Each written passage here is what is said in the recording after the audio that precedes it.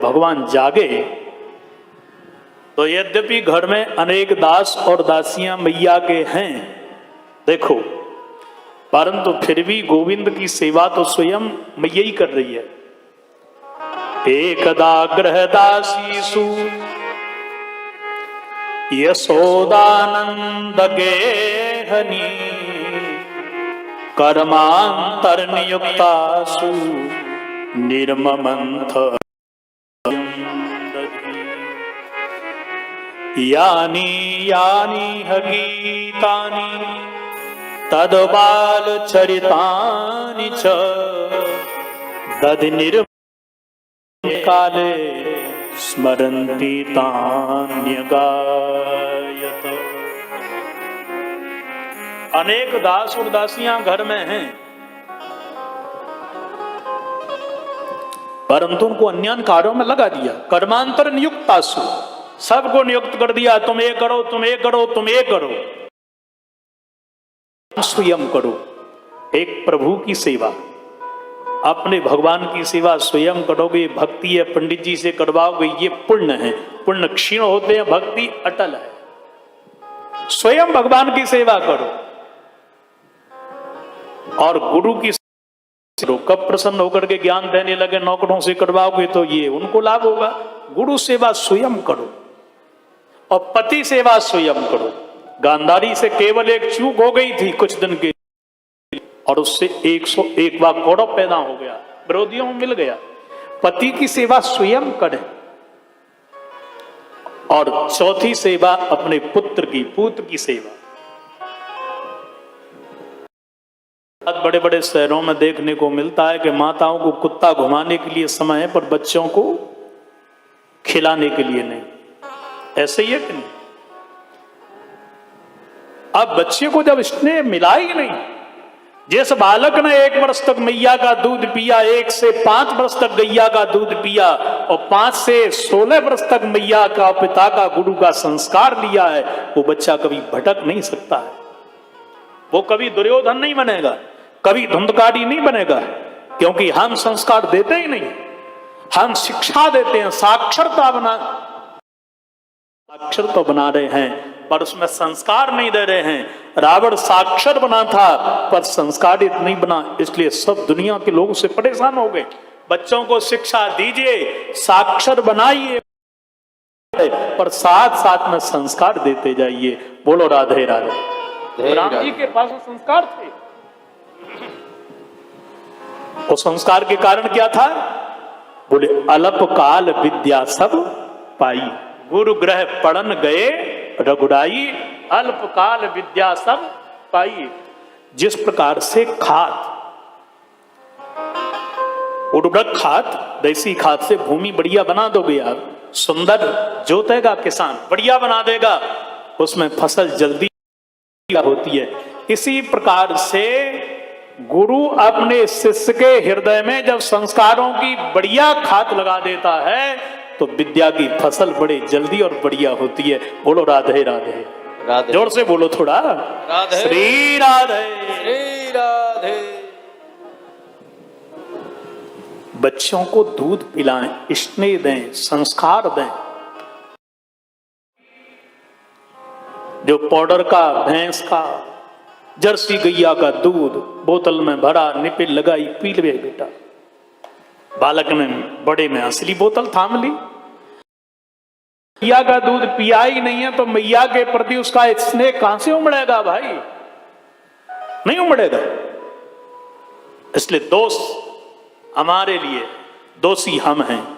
बच्चों को संस्कार, यदि फसल बिगड़ जाएगी तो दूसरी वर्ष बन जाएगी, पर नस्ल यदि बिगड़ गई तो निहा के रहोगे ना, वहां के रहोगे। बोलो राधे राधे राधे। यानी यानी गीतानि तद्बाल चरितानि च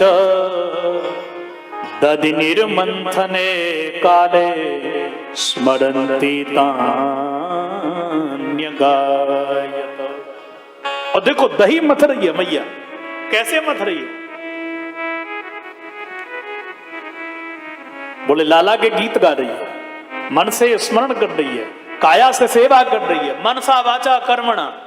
पहले भोजन बनता था ना, माताएं आटा पीस रही हैं, पूरी को ब्याह है, 10 किलो तुम ले जाओ, 5 किलो तुम ले जाओ, माताएं गीत गाती थी ना। आहा, ब्याह में भी कितने बढ़िया गीत होते, राजा जनक की पौड़ पे दशरथ चढ़े आए। अब वो भोजन में जा रहा है सब, तो भोजन करने वाले भी कितने मस्त हो गए थे कि 3-3 दिन बारात रुकती थी। और आज की स्थिति देखो, सगे रिश्तेदार नहीं मानते लोग, पहले तो मोहल्ले वालों को मानते थे, प्रेम था। यानी यानी तद बाल चरितानि च, जो लाला के बालपन के चरित्र हैं उनके मधुर गीत वाणी से गा रही है। तन से सेवा, परीक्षित शरीर से जो बूंदें गिर रही हैं पसीना की, मैया के शरीर से ऐसे लग रही हैं जैसे मोती खिल रहे हैं। कटी पर जो करधौनी वो हिल रही है, मैया के अंग का वर्णन है।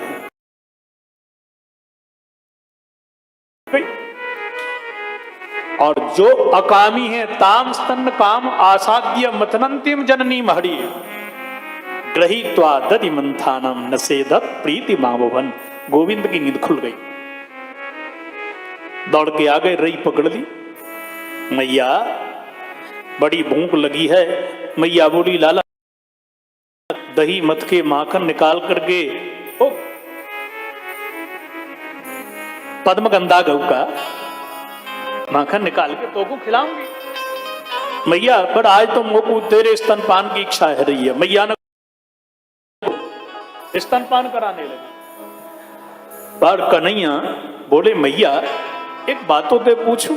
आप पूछ रहे कन्हैया? मैया जब भी मैं उठूं बाहर ते आऊं तो को देखूं, या मटकी को दूध बामे, बा को दही बामे, बा को घी गरम करते भय, या मैं उड़ेलते भय देखूं, तो मोकू ऐसा लगे कि जितनो समय तू मोकू दे उससे ज्यादा दूध को दे। मैया तू एक बात बता, तो वो पूत प्यारो है कि दूध प्यारो है? मैया बोली, 2.5 वर्ष को छोड़ा, कैसी कैसी बातें करे रे। अरे मोकू तो तू ही प्यारो है, दूध से ज्यादा प्यारो है। सांची मैया? अरे सांची कह रही हो रे कन्हैया। इतने में चूल्हे पे रखा दूध वो उफन पड़ा और मैया ने लाला को नीचे रखा। अतृप्त मुत्सृज्य च वेन साययौ उत्सिच्य पाने पैसी तुधि श्रुते। अतृप्त अवस्था में मैया लाला को छोड़ करके दौड़ पड़ी और नीचे रखा जाकर के दूध। कन्हैया ने विचार किया, अरे अभी तो कह रही थी कि पूत प्यारो, दूध के ताई दौड़ पड़ी। मैया के और लाला के बीच में, पुत्र और मैया के बीच में जो दूध बाधक बना, दही बाधक है, मिटा करके रहूंगा। एक पत्थर लेके मथने वाली मटकी में धड़ाम दीसो मार दिया, मटकी फूट गई। अच्छा देखो ये दूध उफना क्यों? बड़े दूध नहीं है, तब बड़े साधु है। अनेक जन्म तक साधना करके आज पद्मगंधा नाम की गौ के दूध के रूप में जन्मे हैं। आज प्रसन्न हो रहे हैं, लाला मुझे पिएंगे। देखा कि मैया के स्तन को पान कर रहे हैं तो इनका पेट बढ़ जाएगा, मुझे नहीं पिएंगे। इतने तपने के बाद, तपस्या के बाद भी गोविंद की सेवा में यदि मैं नहीं लग सका तो इससे तो जल के मर जाना ही बढ़िया है। इसलिए वो दूध नहीं, वो साधु बन गया। जसोदा जी बोली, बाबा ये कोई एरे गहरे नथु खैरे को आगन ना है, ये भक्ति स्वरूपा जसोदा का आगन है। यहाँ संत भक्त जलते मर, यहाँ सीने से लगाए जाते हैं, उनकी रक्षा होती है। चिंता क्यों करता है?